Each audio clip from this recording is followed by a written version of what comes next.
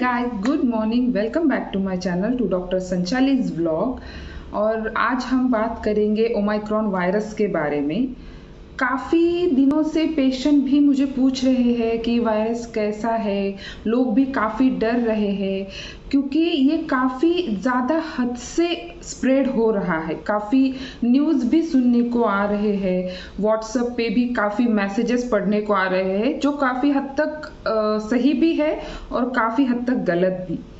तो इस वायरस के बारे में लोग ज़्यादा क्यों डर रहे हैं? ये वायरस इतना डेंजरस है भी या नहीं, या हमने जो लोगों ने वैक्सीन ली है उन लोगों को लग रहा है कि वैक्सीन इस ओमाइक्रॉन वायरस के लिए काम करेगी भी, या वो वैक्सीन इसके लिए नहीं काम करेगी। काफ़ी सारे क्वेश्चन थे पेशेंट के, तो I hope you like this video. लोग काफ़ी डर रहे हैं इसके नाम से ही, तो काफ़ी तेज़ी से बढ़ रहा है ये एक्चुअली कोरोना का ही एक वेरिएशन है। कोरोना के बारे में तो आप सब कुछ जानते ही हैं, सब कुछ जानते हैं से बेहतर सब इसके बारे में काफ़ी कुछ सुन चुके हैं। काफ़ी लोगों को ये हो भी चुका है। मुझे और मेरे हस्बैंड को भी ये अप्रैल में हुआ था, जो डेल्टा वेरिएशन था। ये भी कोरोना का एक वेरिएशन ही है और वो डेल्टा वेरिएशन काफ़ी डेंजरस था। उसके सिम्टम्स भी काफ़ी डेंजरस थे।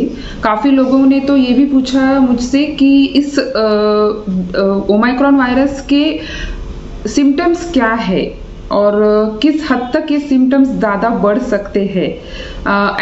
एक्चुअली देखा जाए तो डेल्टा वेरिएशन सबसे ज़्यादा खतरनाक था।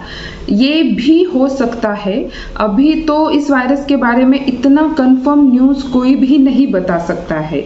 और इस वायरस का टेक्निकल नेम है B11529 और हु भी इसके बारे में काफ़ी जो वैक्सीन के जो प्रोडक्शन वाले हैं उनसे बात कर रही है कि ये वैक्सीन इस ओमाइक्रॉन वायरस के लिए कितनी असरदार रहेगी, या फिर इसमें ही कोई हम वेरिएशन लाके उस वैक्सीन को अच्छा कर सकते हैं ताकि ये ओमाइक्रॉन वायरस के लिए लड़ सके।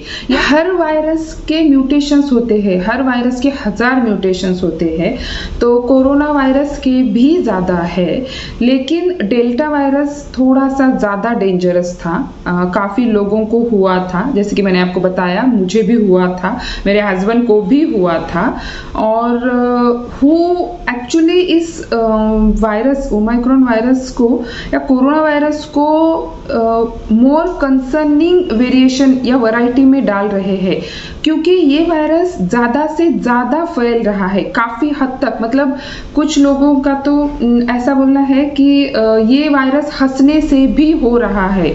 काफ़ी हद तक पहले ऐसे था कि एयर में वगैरह या खांसी या एक दूसरे के ज़्यादा नज़दीक कांटेक्ट में आए तो ही इस वायरस को हो सकता है, लेकिन ये ओमाइक्रॉन वायरस जो हो रहा है वो काफ़ी हद तक ज़्यादा से ज़्यादा फैल रहा है। मतलब एक लोगों को हुआ तो वो शायद उस लोगों के जो कांटेक्ट में आए हैं उनसे ये ज़्यादा से ज़्यादा फैल रहा है। ने इस वायरस को सुपर कंसर्निंग कैटेगरी में इसलिए डाला है क्योंकि इसका स्प्रेडिंग बहुत ज़्यादा है। तो एटलीस्ट हम इसे रोक नहीं सकते, लेकिन कुछ देर के लिए हम इसको थोड़ा स्लो कर सकते हैं ताकि हमें टाइम मिले इस वायरस के बारे में जानने के लिए, उसके लिए जो अच्छा है वो करने के लिए, या वैक्सीन में कुछ और वेरिएशन लाने के लिए।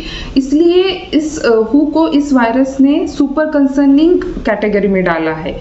बाकी इस चीज़ का 30 से ज़्यादा म्यूटेशंस बने। जिस तेज़ी से ये वायरस फैल रहा है, शायद ये एक दूसरा पैंडेमिक भी हो सकता है, क्योंकि बहुत तेज़ी से ये फैल रहा है। इसकी मोर्टेलिटी बहुत ज़्यादा है। जिस वायरस का ट्रांसमिसिबिलिटी ज़्यादा हो उसका डिसीज़ लेवल कम होता है।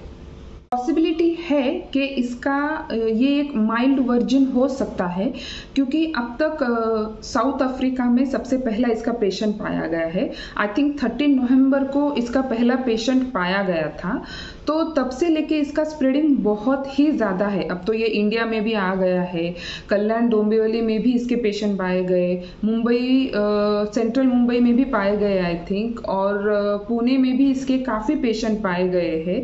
लेकिन किसी पेशेंट की कंडीशन क्रिटिकल नहीं हुई, या किसी को ऑक्सीजन भी नहीं लगा आई थिंक सो, या किसी को कुछ तकलीफ नहीं हुई, तो मे भी इसका जो सीरियस लेवल है वो कम भी हो सकता है।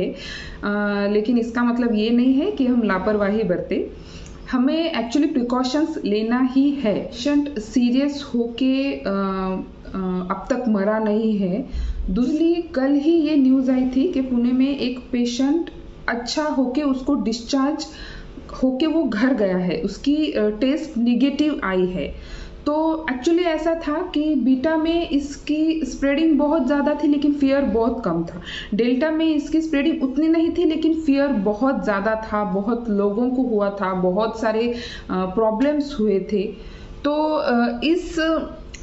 इस वक्त ये स्प्रेडिंग ज़्यादा है, लेकिन इसकी जो सिवियरिटी है वो ज़्यादा नहीं है।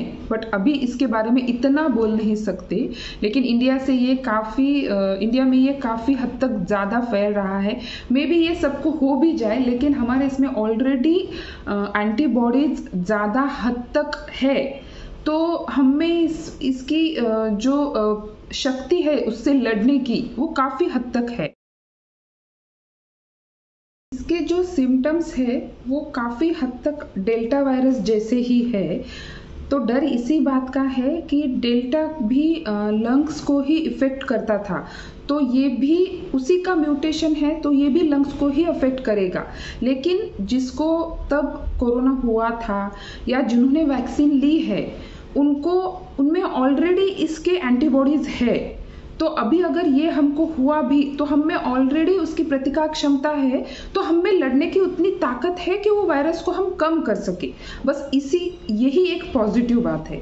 दूसरी बात ये है कि इसके सिम्टम्स यंग लोगों में ज़्यादा पाए गए हैं। अब तक जो भी केसेस मिले हैं वो भी गले में खराश होना, फीवर होना और फटीग ज़्यादा से ज़्यादा पाया गया है। टायर्डनेस बहुत है।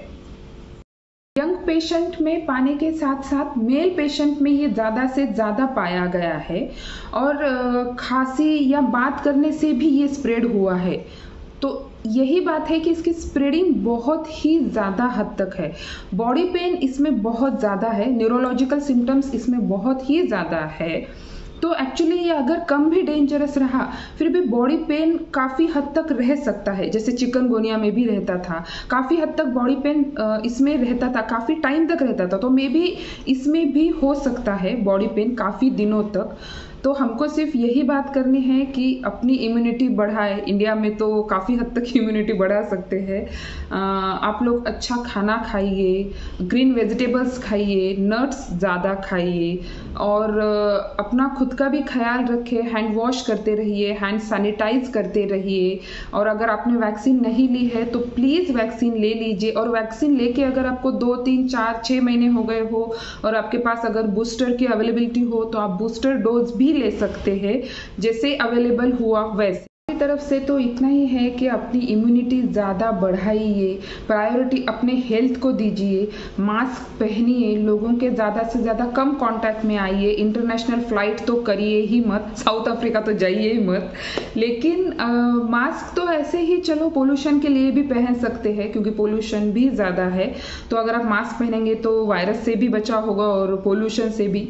लेकिन आप खाने पीने का भी ध्यान रखिए। अगर कुछ भी आपको सिम्टम्स हो तो आपके नज़दीकी डॉक्टर को दिखाइए, उनसे कंसर्न कीजिए। ये वायरस इतना डेंजरस भी नहीं हो सकता है। तो प्लीज़ कृपया अपना ध्यान रखिए, पॉजिटिव रहिए। और अगर आपको ये वीडियो अच्छा लगा तो प्लीज़ लाइक कीजिए, शेयर कीजिए और मेरे चैनल को सब्सक्राइब कीजिए। Thank you.